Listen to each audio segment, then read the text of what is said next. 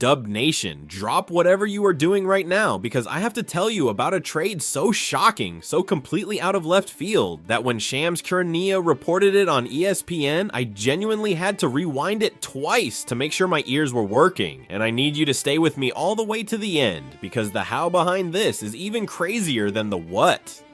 Shams went on the air with that flat, certain, I have already confirmed this voice, put his entire credibility on the line, and reported that Kawhi Leonard has been traded to the Golden State Warriors. Not a rumor, not a maybe, a done deal. A blockbuster that nobody, and I mean nobody, saw coming, pulled off in total silence, while the entire league was looking the other way.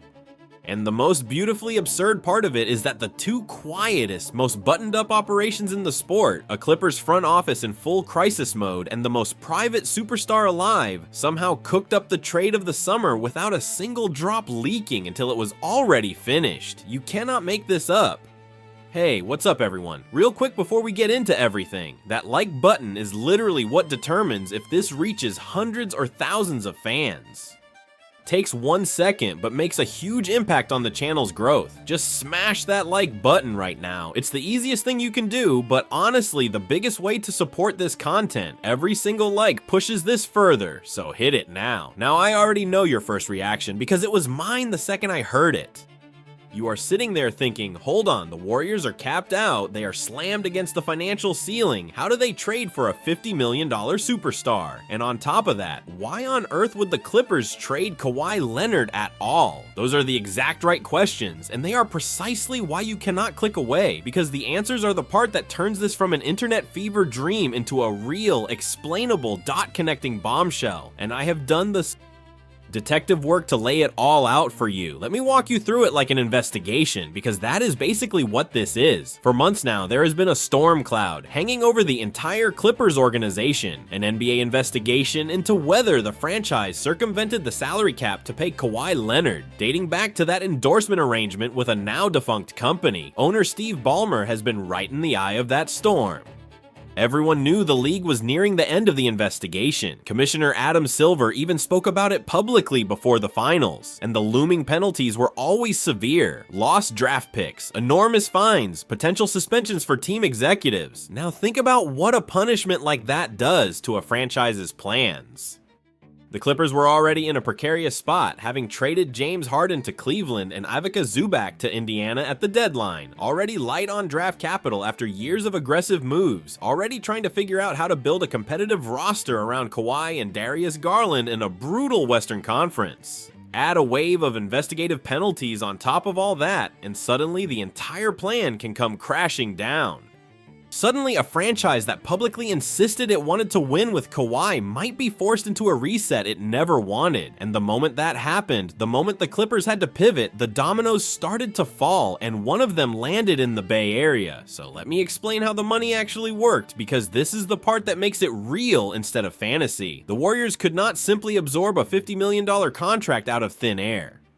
To make a trade like this work, they had to send real, significant salary back the other way. And the most logical, most realistic version of that involves Jimmy Butler, whose contract sits right in that same $50-something million range. A Butler for Leonard framework actually balances the books, and from the Clippers' side, taking back a proven veteran plus whatever young pieces and draft considerations sweeten the deal gives them something to work with as they navigate their forced reset. I am not going to pretend the exact details are simple, because trades of this magnitude never are. But the framework exists, the salaries line up, and that is exactly why a deal that sounds impossible on the surface is actually mechanically doable. The Warriors did not break the laws of the salary cap. They found the one path through it, and they did it quietly. So why would Golden State do this? Why swap one aging star for another? Here is the case, and it is the part that should have you out of your seat. It comes down to one word: Curry. Stephen Curry is 38 years old.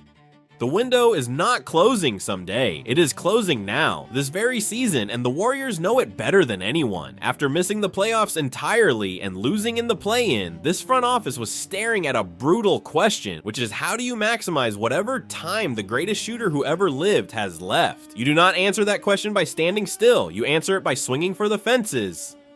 and trading for a 2-time champion, 2-time finals MVP, former defensive player of the year who just put up one of the most efficient scoring seasons of his career is about the biggest swing imaginable.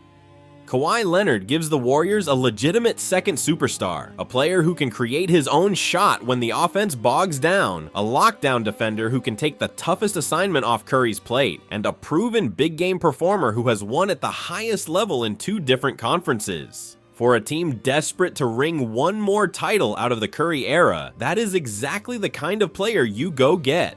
And let me give you the picture on the court because it is genuinely tantalizing.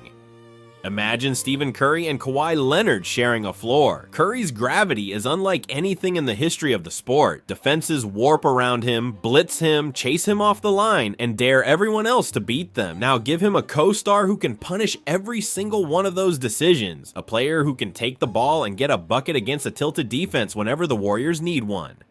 And on the other end, picture a defense with Kawhi Leonard taking the other team's best perimeter scorer, while Draymond Green, who plans to be back, anchors everything behind him. That is not a play-in team anymore. That is not a team watching the playoffs from the couch. That is a genuine contender, the kind of veteran, battle-tested championship pedigree group that can win 4 rounds because every key piece has done it before. But I promised you the detail that explains how this stayed secret until the very end, and I am not going to make you wait because it is so perfectly on brand for everyone involved that I actually laughed when I connected the dots. Think about the personalities here. On one side, you have a Clippers front office that operates like a fortress, a buttoned-up, leak-proof organization. On the other side, you have Kawhi Leonard, the single most private, most impossible to read superstar in the entire league. A man so famously low-key that his attempt to prove he was a fun guy by laughing on camera became one of the most awkwardly delightful moments in NBA history. A man whose own business has long been handled quietly through his tight inner circle, rather than through splashy public courtships. When you put the most secretive franchise and the most secretive player in the same negotiation, what do you get? You get a blockbuster that detonates out of absolutely nowhere, with no warning, no breadcrumbs, no week-long saga, just silence, and then shams, and then a stunned league. The secrecy is not a side note, it is the entire reason this landed like a bomb. And honestly, a quiet, no-nonsense superstar like Kawhi sliding into the Warriors' culture of egalitarian, pass-happy, no-drama basketball might be a stranger and better fit than any of us expected. Now I have to give you the full picture, because I will never be the channel that only tells you the good part. There are real concerns here, and you deserve them straight. Kawhi Leonard turns 35 this month, and his history of injuries and load management is well documented. The Warriors are going to have to manage him carefully through the regular season to have him fresh for the spring, which means this is not a team that suddenly wins 70 games in the regular season. This is a team playing the long game, saving its stars for when it counts. And there is the question of what they gave up. Trading away Jimmy Butler, who they acquired not that long ago in a major move, plus whatever young talent and draft capital went into the deal, is a real cost, and it thins out a roster that was already not particularly deep. So this is not a flawless, no downside masterpiece. It is a high-stakes, all-in gamble. But here is the thing about where the Warriors are in their life cycle. When you have the greatest shooter who ever lived running out of prime seasons, you do not play it safe. You push your chips to the center of the table, and you chase one more ring while you still have the man who can win it for you. That is exactly what this trade is. And do not lose sight of the supporting cast in all of this, because it matters. The Warriors still have Draymond Green, the defensive anchor, and the brain of everything they do, who by all accounts plans to be back.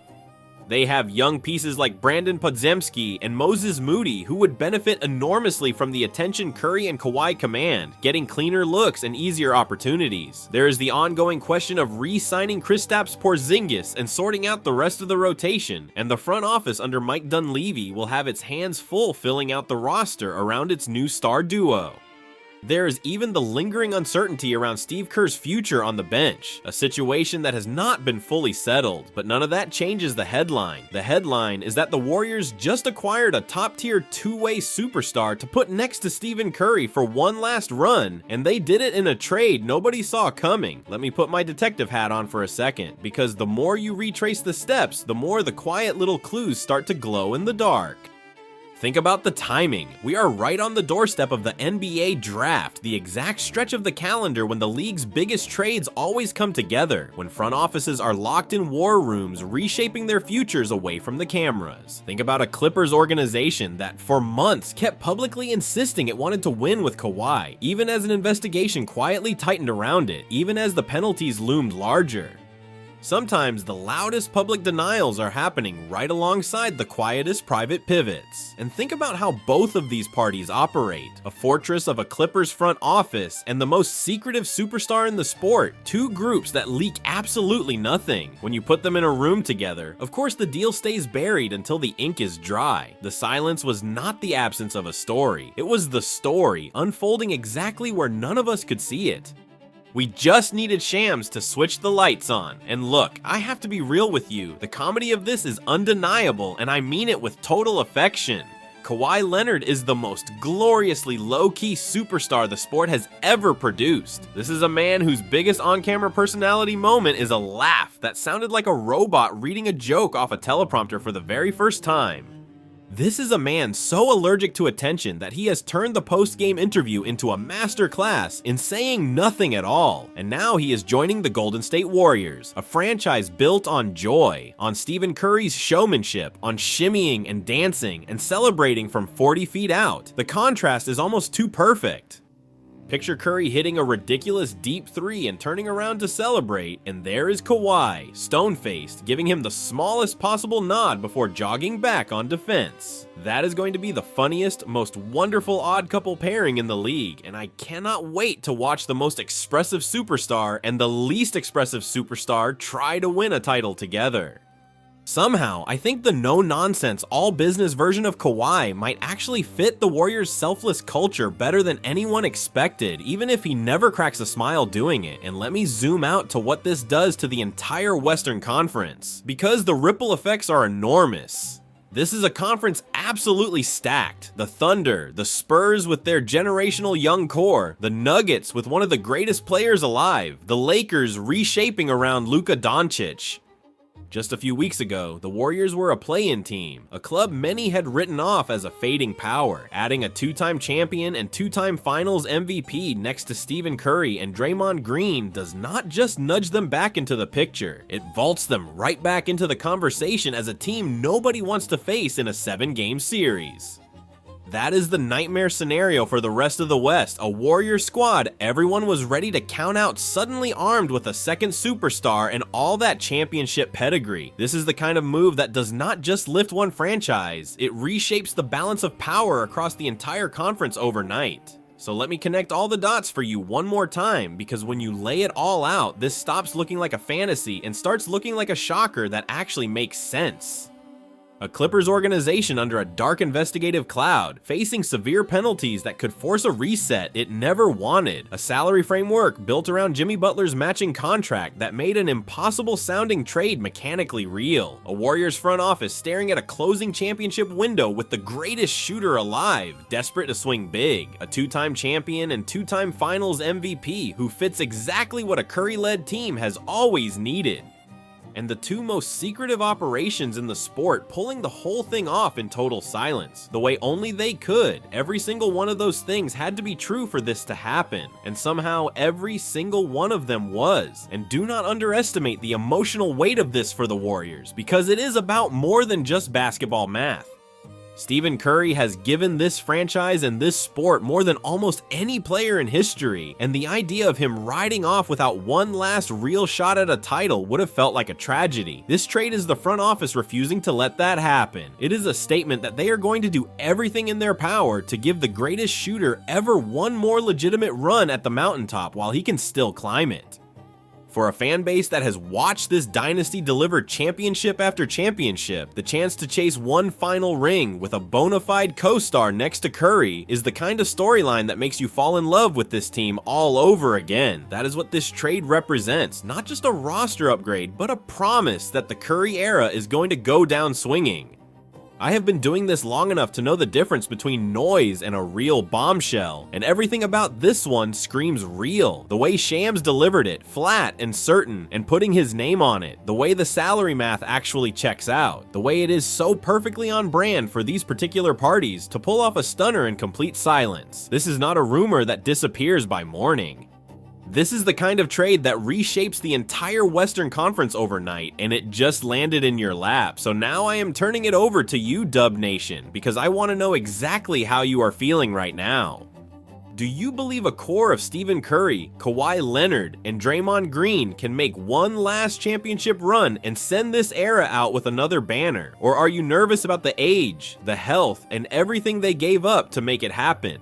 Drop your honest answer in the comments right now, because I am reading every single one, and I am already working on a follow-up video where I break down the exact roster the Warriors would run with Kawhi on board, how the rotation fits, who else has to be re-signed, and how they thread the needle on the rest of the books. If you want that breakdown the moment it drops, you already know what to do. Hit that subscribe button, smash that like button so this reaches every single Warriors fan on the internet who needs to see it, and turn on that notification bell of yours. Because in an offseason this wild, with blockbusters landing out of absolutely nowhere, I am going to be the very first one breaking down every single twist of this wild offseason for you in plain language, with no fake reports and no nonsense whatsoever. The quietest superstar in basketball just got traded in the loudest deal of the summer, and now he is standing right next to the greatest shooter of all time. Do not look away now, because this changes absolutely everything, and the draft is right around the corner.